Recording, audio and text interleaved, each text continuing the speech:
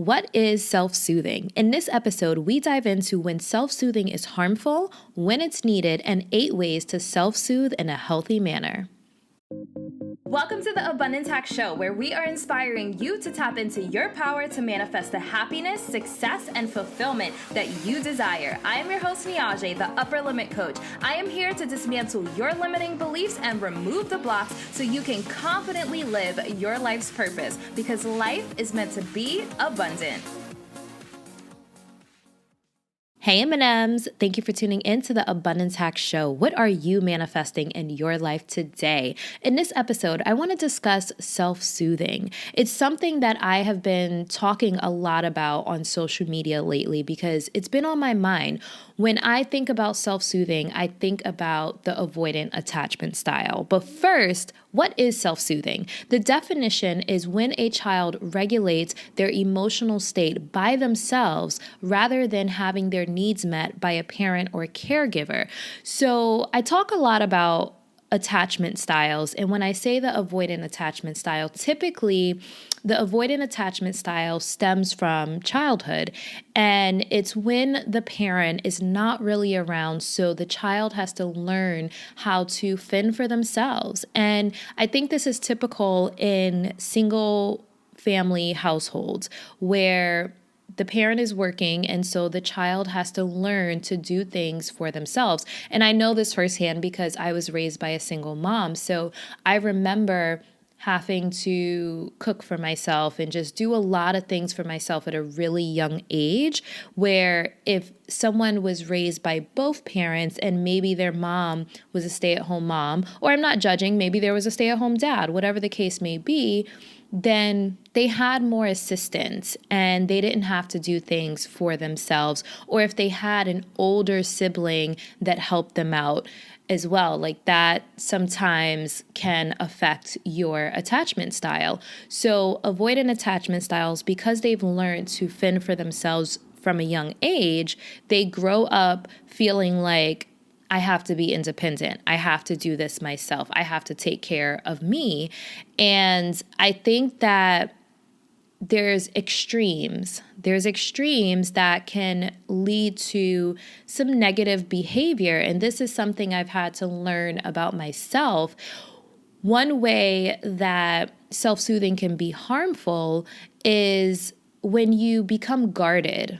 When you become guarded and you don't let anyone in because you have to take care of yourself and I got this, that whole like, I don't need anyone, I got this type of attitude. What it does is it blocks out love and support. So I know that it's coming from a place of pain, of lack, and there is a void. There's a void in your heart. There's a void in your soul if you didn't feel fully supported as a child. And so you learn to cover that up with this toughness. You have to show up in the world tough and like you have it together. But in reality, a lot of times it's coming from a place of pain. And so when you allow self-soothing to become harmful, it's you turning to negative forms to cope with life's challenges. So a couple of examples. One that I already stated, you're extremely guarded, not letting anyone in, or you're self-soothing in a harmful way using things like alcohol and drugs and food and gambling and sex and video games to mask that void. Another way is you have that I don't need attitude, which is a defense mechanism, because in reality, we all need love. We all need support. We all need, a support system. And there's nothing wrong with that. And then also you can go in a downward spiral and isolate yourself from the world. So these are some harmful ways that self-soothing can turn into if you are not aware. And so this is something that I've definitely been working through, because in reality, you should be opening your heart to support and love. And I've had to learn this through years of inner work, opening my heart chakra, learning to trust myself more. Because what happens is when we say we don't trust others, it's really, we don't trust ourselves regardless of what others do. So if you trust yourself and you know that you are strong enough to handle any situation that arises, then you don't worry so much about the actions of others because you trust in whatever higher being you believe in, and you trust that if something goes wrong in this situation or with this person or with this friendship or relationship, you know that it's the universe showing you that maybe this is not serving you. Maybe it is serving you. Maybe it's a lesson, but you just trust that everything happens for a reason and everything is working out for your greatest good. And when you do that, it allows you to let down that guard. You're not as guarded to let people into your space, your heart, your life. And that's powerful because we all need connection. And I personally think that that's what we need more in this world is connection, love, like a deeper connection, a deeper love, because there's so many surface relationships. And I won't get on my high horse about because of social media. I will stay focused on today's topic, but I do believe we need more love, more support, and more connection. One of the things that I had to learn is to transfer my self-soothing from a place of pain or lack to learning to self-soothe from a place of love. And that's really, really powerful. And, when I think about my childhood and when I think about the things that I felt like I needed to feel fully supported and not having that comes from a place of lack. It comes from a place of pain. And, I talk a lot about my childhood. And the reason why I talk about my childhood is so people know when they see me now, when they see me traveling the world and, on my rooftop and just living my best life, I don't want them to think because it was handed to me. This was an intentional life. I made a decision to custom design my life. I played my hand well, regardless of what I was dealt. There's a lot of people that say, okay, I was dealt a crappy hand, so this is as good as it gets, and I'm just going to accept whatever life hands me. No, I'm like, this is what I see for myself, and I am going to take control of my situation and make it happen. And that's what I've done. So I share my story just to share with people, like, there are no excuses when you commit to a better life, a better situation, a better business, a better relationship. You can make that happen by doing the inner work. My mom being a single mom, I share that not to talk bad about my mom, obviously. Like, I love my mom and I know that she did as best as she could, but the reality is there's a lot of people that spend their lives blaming their parents, blaming their childhood, blaming their circumstance, when really it is up to you to take control of your life.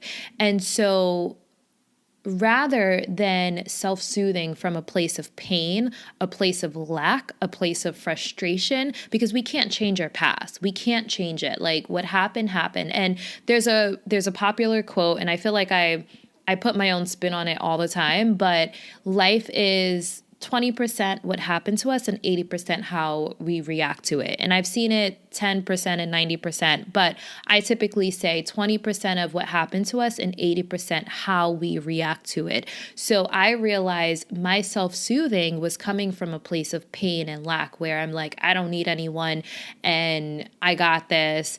And I realized, I'm really making it harder on myself. I didn't allow people to help me. And I may have mentioned this in a podcast before, but there's a really popular lyric in one of Pink's songs, and she said, "What's the point of this armor if it keeps the love away too?" So we guard ourselves from pain, and we wind up guarding ourselves and blocking out the love and support as well. So I think learning to self-soothe from a place of love is with your heart open. So you are taking care of you. You are loving you, but you're also open to others loving and supporting you as well. And that is powerful. Okay, so let's talk about the flip side. When do you need to learn to self-soothe? Because obviously there are more attachment styles. So I think the people who should learn to self-soothe are people who have codependencies. Now, the attachment style that comes to mind when I think about codependency is the anxious attachment style. So this is the typical childhood where the parents did everything for you. You didn't have to do anything yourself. Like they washed your clothes, they made your bed, they cooked every meal. So you never learned how to fend for yourself because your parents did everything. So my belief is the key to life is balance. You know, every end of the spectrum could be a little toxic. So too far on one side or too far on the other side could be a little harmful. So really finding that balance. And when it comes to attachment styles, that balance is a secure attachment style. Like that's the balance between the two. So I think that, you know, parents being too smothering or doing too much for a child, when they don't learn how to fend for themselves, they tend to have a difficult time once they become adults and they have to take care of themselves. So there's a lot of people that are like this. And some of the examples are like someone who has to be in a relationship. There's people that go from relationship to relationship because they can't be alone. That is an example of someone that has an anxious attachment style and hasn't learned to self-soothe. They can't be alone. They're not able to be alone with their thoughts, with themselves. They have to have someone there. Even if they're not happy in the relationship, they just can't be alone. And that's also harmful. So these are people, in my opinion, that should learn to self-soothe. And what I want to say about that is you are in control and you are responsible for your own happiness and well-being. Let me say that again. You are in control and you are responsible for your own happiness and well-being. If you are constantly looking for others to take care of you, to make you happy, to change your situation, you're going to find yourself constantly disappointed. Not saying that it's not possible, but if you can learn to self-soothe, and then if someone is helping you and supporting you, that just be a bonus. Like that to me is the ideal situation. Really learning to make yourself happy, really enjoying your own company, really feeling secure and self-sufficient with just you. And sharing that with someone else, especially in relationships. I think codependency in relationships can be really harmful. So really learning how to find your own happiness and find your own inner peace, and then sharing that happiness and inner peace with your partner. Okay, so these are some ways to know if you need to learn to self-soothe. So 1, you tend to worry about everything. 2, you live a rushed or frantic life. 3, you struggle to slow down. 4, you have panic attacks. 5, anxiety follows you throughout the day. 6, you tend to overthink everything. Okay, I kind of overthink, but I'm learning to talk myself off of that ledge sometimes when I go down that rabbit hole. The next one is you get stuck in repetitive cycles of thought. You suffer from some form of trauma. The world overwhelms you. You approach new situations out of a place of fear rather than curiosity. Oh my God, this is a huge one. So many people live their life in fear, in panic, in anxiety. That is not how to live life. And because I'm in this space of mindset and self-development, I'm really starting to notice people's body language and how many people are tense and stressed out. Like you have to learn how to relax. My purpose with this podcast is to promote well-being, to really focus on mental and emotional health. When I see how many people out there are showing up like, yeah, everything's great, everything's fine. And then you can see their body language. And I also read energy as well. So it may be a little more than just body language, but I see the anxiety, I see the tension. And so I really think that taking time to take inventory of how you're feeling, checking in is really important, and learning these techniques to self-soothe in a healthy manner is really important. So, two more. You feel unloved or unsupported by others. This is something that I've struggled with a lot. And still, honestly, I work through it because there's a certain type of love I think that I wanted, or a certain type of support that I think that I wanted, that sometimes I wonder, with the way society is today, if I don't want to say if it's possible, because I know it's possible, but a lot of times people think that I want too much. I want, too much from a friendship or from a relationship. And it's because we have a lot of surface friendships and relationships.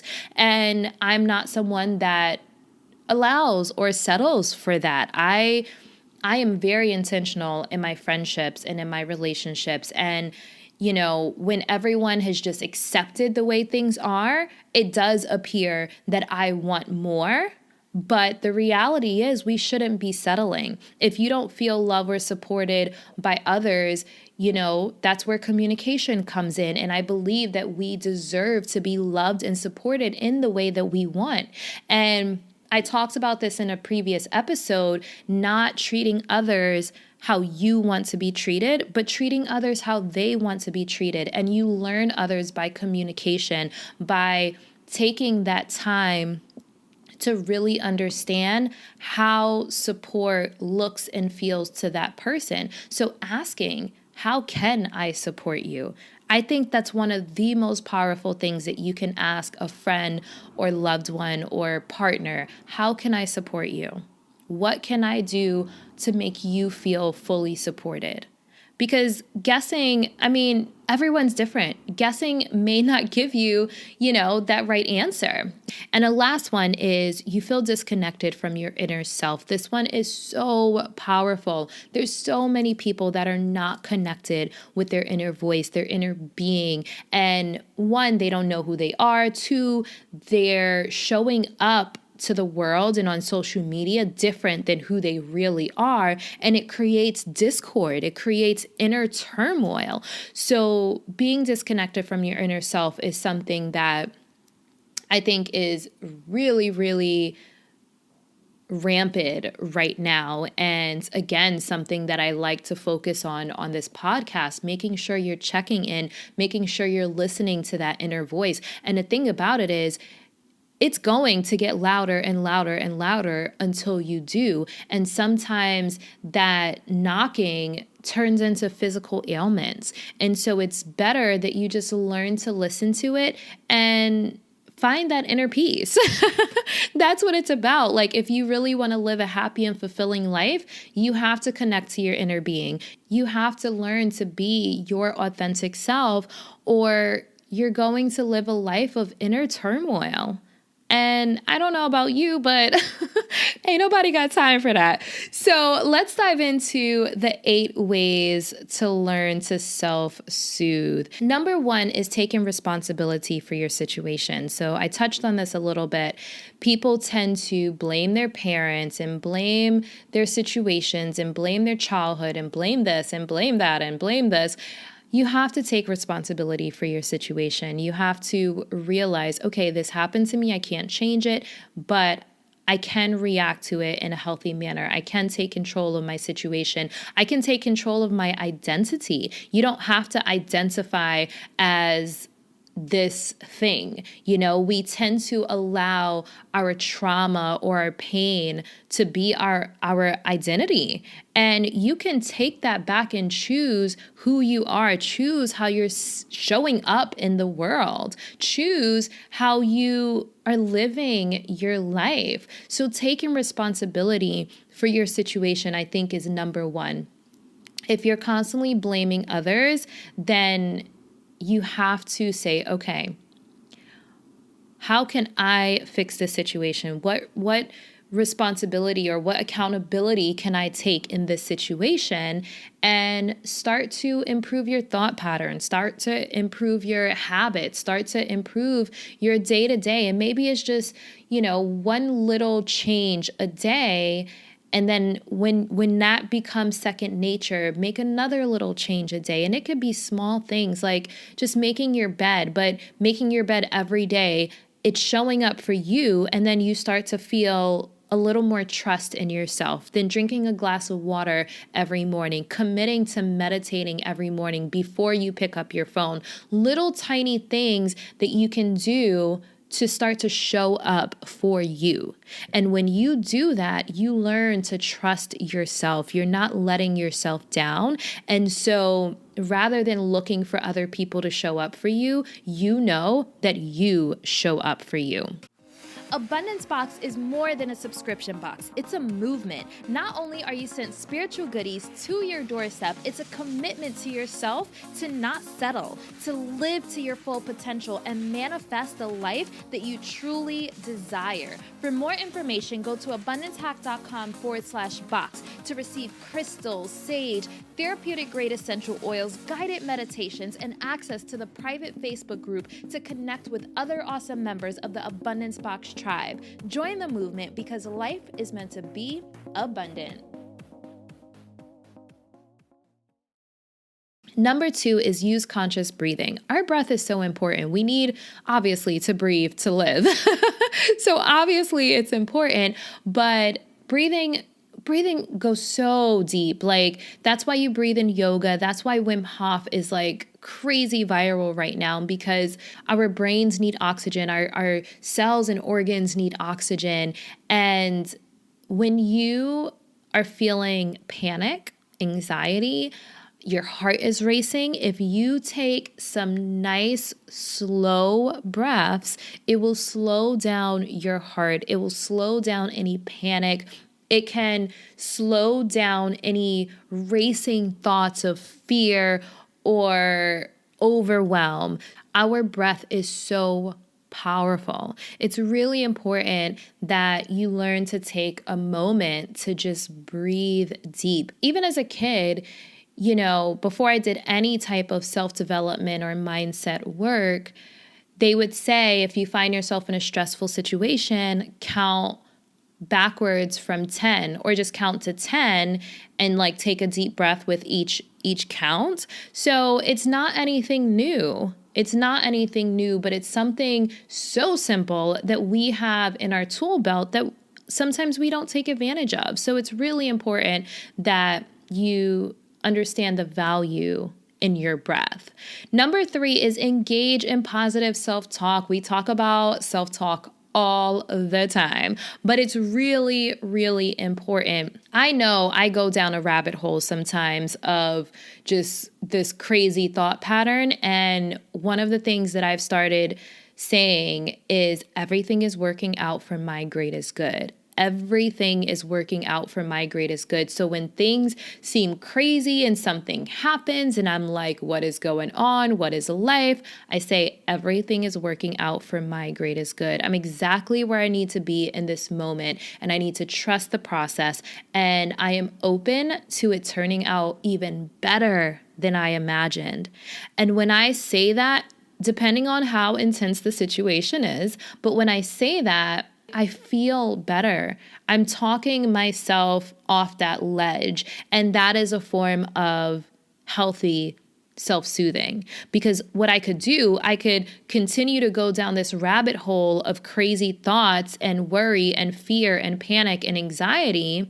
And then I can be like, you know what? Let me go get a drink. Let me get a glass of wine because today is stressing me out. Or I can say, you know what? Everything is okay. Everything's okay. It is okay. Everything is working out for my greatest good. Everything is working out for my greatest good. And this applies in every single situation. Road rage, when traffic is backed up or there's an accident and you're stuck in traffic, don't be frantic, because you never know what that delay is saving you from. You never know what that delay is causing you to cross paths with a certain person. So maybe you're 5 minutes behind, but then you just happen to bump into someone that you wouldn't have if you weren't 5 minutes behind. So trusting that everything is working out for you, because it is. Everything is working out for your greatest good. And it can apply in relationships. You can be in a situation where, you break up with someone that you thought was your person, and it could be saving you because your real person is waiting over here. And if you didn't break up with this person in time enough, you're going to miss your real person, or you never know what the situation is. And in the moment, we can't see beyond our own fears and our own confusion and our own doubt, but the universe knows. So trusting divine guidance and saying, everything is working out for my greatest good, because it is. I am a huge advocate for positive self-talk, affirmations, whatever it is that you need to do. And sometimes if a situation is really intense, I have to tell myself this maybe 10, 20 times. However many times it takes, I make sure I talk myself off that ledge and I don't go down the rabbit hole. Something Abraham said, and the last time I went to see her in Atlanta, this time was in Atlanta because I've seen her twice, once in Orlando and once in Atlanta. But in the Atlanta one, she said, forget about the hole. Like, don't go down the hole. Forget about the hole. And I felt like she was talking directly to me, because going down that rabbit hole is something that I always refer to. And so when she's like, forget about the hole, I'm like, yep, that was for me. I hear you loud and clear. So yes, forget about the hole. And if you do find yourself at the edge or like right on the ledge of the hole, talk yourself down, because you can. You control your situation. You control your thoughts and emotions. And I know a lot of people debate about that, but I believe you can control your thoughts and emotions. Okay, let me rephrase that. You can control your thoughts, your emotions, not so much, because your emotions are teaching you something that you need to learn about yourself, your inner voice, but you can soothe them. Observe them like, okay, I'm feeling this way. What is this teaching me? And then self-soothe that emotion. You can lean into it and figure out what it means. So I shouldn't say you control your emotions, because I do feel like our emotions are teaching us something, but you can control your thoughts. Just like you train your body. If you are training for a 10K, you train your body to be able to handle that 10K. And our brains are our biggest muscles in our body. So the same way you would train for a 10K, you can train your thought process to think positive thoughts. And when a negative emotion comes to surface, you can train yourself to self-soothe with positive self-talk. I hope that all made sense. All right, number 4 is segment intend. This is something that I learned from Abraham. So this is something that she's been talking about a lot lately. Segment intending, basically just setting a intention for the next segment. So it's like, manifesting. And that's what we talk about on this podcast, is manifesting. So setting the intention of how you want a situation to be, to play out, because she says the better you feel about this segment, the better the next segment is going to be. So instead of obsessing over what is, because we can only see what's right in front of us. And a lot of times it's layers of fear and doubt and anxiety and insecurities. So we're not seeing the beautiful picture, unfortunately. That's what I am trying to help people do. It's what I try to do myself, is removing the layers of insecurities and doubt and fear and anxiety, so you can see how beautiful life is, because it really is beautiful. So segment intending, living your life intentionally, saying, you know what, this is the type of relationship I want. This is the type of friendship I want. This is the type of business I want. This is how I want my day to go. I'm walking into this meeting. This is how I want this meeting to go. I'm walking into this event. This is how I want this event to go. So that is segment intending, really setting an intention or visualizing and writing down how you want your life to be. And maybe it doesn't happen exactly the way you intended it, but you put out those good vibes. You set that intention for it. And a lot of times it winds up turning out even better than you imagined. You just have to trust divine guidance, trust divine timing. Number 5 is self-care. Huge advocate for self-care. You guys know this. The more you take care of yourself, the more it'll be easy to self-soothe. I check in all the time. I ask myself, what will make me feel better? What will make me feel better? And I do it. Whatever it is, I do it. I don't question it. What will make me feel better in this moment? And like tonight, I cooked myself a steak dinner. I lit candles for myself, like I do it for myself instead of waiting for someone else to cook me a candlelit dinner or to take me to dinner. I cooked dinner for myself. I lit a candle. I poured myself a glass of wine. I had on some nice music because I'm taking care of me. That is my way of self-soothing in a healthy manner. And, the wine, obviously, it wasn't like, oh, stressful day, I'm having a glass of wine. I had steak, so with steak, you drink wine sometimes. If you drink, But, but the point is, I asked myself, what will make me feel good in this moment? And I'm like, I want steak. I want a nice, I had a nice romantic dinner just with myself. And you know what? That's beautiful. It's beautiful because you know what? The way you treat yourself is teaching others how to treat you. When you treat yourself good, you will not settle for someone treating you less than. So you have to treat yourself good. You have to set the tone for how you want to be treated. Whew, you guys. Look, I am worked up today. Okay, number 6 is meditate. Obviously, huge advocate for meditation. So I think really connecting with your heart center. Place your hands over your heart. Listen to some heart chakra, binaural beats. Go to sound bowl healings. Oh my God, you guys. Side note, I just got a whole set of crystal sound bowls. So just be prepared for some sound bowls on the podcast. Who would like that? Let me know. Should I throw in a bonus sound bowl meditation on the podcast? Okay, let me focus. Back to it. So yes, meditating. And I think that when it comes to self-soothing, I definitely think it's connected to your heart chakra. So really opening up your heart chakra, learning to trust yourself, really focusing on self-love, self-compassion, and trusting yourself. So really, really powerful. Number 7 is EFT. So EFT is emotional freedom technique, which is tapping. So I think that tapping allows us to release trapped emotions. So I think that this is a really healthy manner to self-soothe whatever it is that you're working through. Find a tapping video. You can YouTube Brad Yates tapping and then type in whatever it is.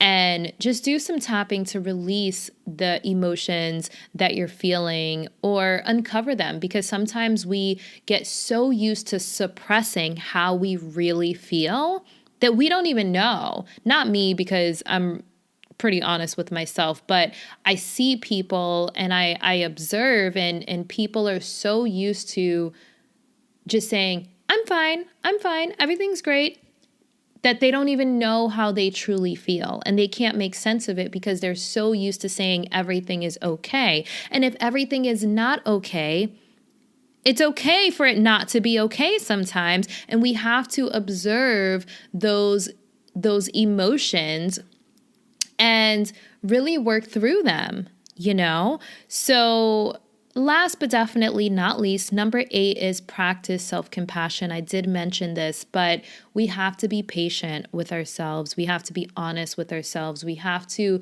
allow ourselves to feel. We have to allow ourselves to fall down sometimes. So many people live their life in fear of failing, but I don't believe in failure. I believe in lessons. People live in fear of being hurt, being hurt, I mean, unfortunately, is kind of a part of life, but it's the contrast that shows us what we really want. If you don't know what a painful relationship feels like, you're not going to know a loving relationship when it appears. If you don't know what a failing business is, you're not going to really appreciate success. You don't know light until you've experienced dark. You know, if it was always light, you don't know the difference. Does that make sense? Let me know if that makes sense, guys. I really love to hear your feedback because I know sometimes I go off on tangents, but I really think that learning to practice self-compassion is powerful because we have gotten into this space where we're numb. We're so numb. And there's a lot of spiritual bypassing in a sense of like, everything's okay. And then I see a lot of people settling just like, oh, this is just as good as it gets, you know, or this is my situation, you know, it's fine. Like, no, it's not fine because your inner being wants more, and it's okay to want more. It's okay to not be okay with your situation, because if you want more, you want more. And it's not saying you want a different situation, but there's ways to work on your current situation to get it to where it feels good to you. You deserve to feel good in every way, mentally, physically, emotionally, spiritually. You should feel good. There should be an abundance of good feelings going through your brain, your body, your mind, your soul. So before I go off on another tangent, here are some benefits of self-soothing: greater ability to hold yourself together. And you know what? If you fall apart sometimes, it's okay, because I do feel like we don't fall apart. Life doesn't fall apart. It falls together. I truly believe that. The times when things seem like they're falling apart, it's really the universe shifting everything to put you right where you are meant to be, because everything is working out for your greatest good. You feel more supported and upheld, which is amazing. And even if you're supporting yourself, it's still amazing. Supporting yourself and loving yourself from a place of love. And when you do that, you attract more people to support you and love you, because you are leading by example.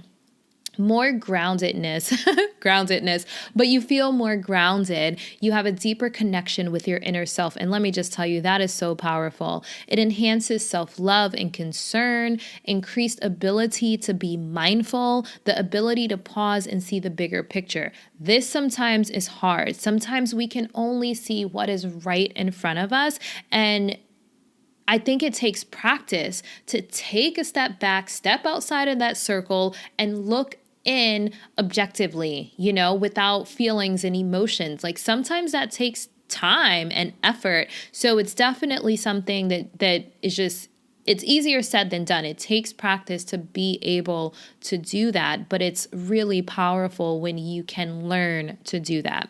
Getting out of your mind and into your body and your senses. So this is powerful, connecting with yourself and your inner being. Like every ache, every pain, every twitch is teaching us something. If you ever paid attention to someone who has anxiety, you know, like tapping your leg and squeezing things and constant hand movements and not being able to sit still, that is your body teaching you something. So be aware of your body language, and then start to notice other people's body language, because if you pay attention, and when I say pay attention, I think in these days, people are paying attention less because we're always in our phones. You can't see a person's body language through their phone. So really look up from your phone and start to notice what's going on around you. You may notice that your loved one is suffering in silence. They may be saying, oh yeah, everything's fine. But like if you pay attention to their body language, is everything fine? You know what I mean? We have to open up. We have to learn to pay attention to the signs so people are not suffering in silence. Maybe you need to extend your love and care for someone else, but you didn't even notice that something may have been going on. So really just paying attention to others' body languages, but also paying attention to your own, because sometimes we get so used to suppressing our feelings that we don't even know we're feeling something. And that is, in my opinion, what causes disease. I read a book recently called The Emotion Code that talked about trapped emotions. And, our bodies are teaching us something. So really just being mindful of that. The next one is more connection to your true feelings and perspective. So yeah, that is basically what I was just talking about. And reduced physical ailments and illness. Again, the trapped emotions, it causes physical ailments and illnesses. When you suppress how you are feeling, your body deals with those feelings one way or another. So learn to deal with them in a healthy manner. And last but definitely not least, less stress and anxiety. And I think that we all could use less stress because, again, stress causes illness. So that is my thoughts on self-soothing. I would absolutely love to hear your feedback, and just know that life is meant to be abundant. And I know I say it all the time, but I am going to drill it in your heads, M&Ms, because it is. And if we learn these little tools and techniques, we can be happier. We can be more joyful. We can experience more pleasure, more passion, more excitement.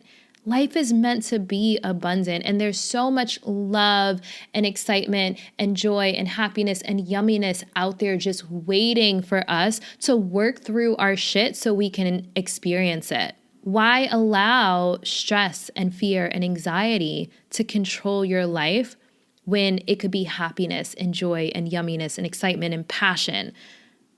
I choose passion. I don't know about you, but I choose passion. I choose love. I choose joy. I choose happiness every single day.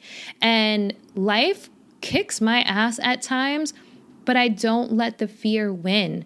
I find my way back to the happiness. I find my way back to the excitement, to the beauty, to the yumminess. So I hope you found value in this. I always love to hear your feedback. So you can email me at connect@abundancehack.com or comment on whatever platform you are listening to. And until next time, love and light.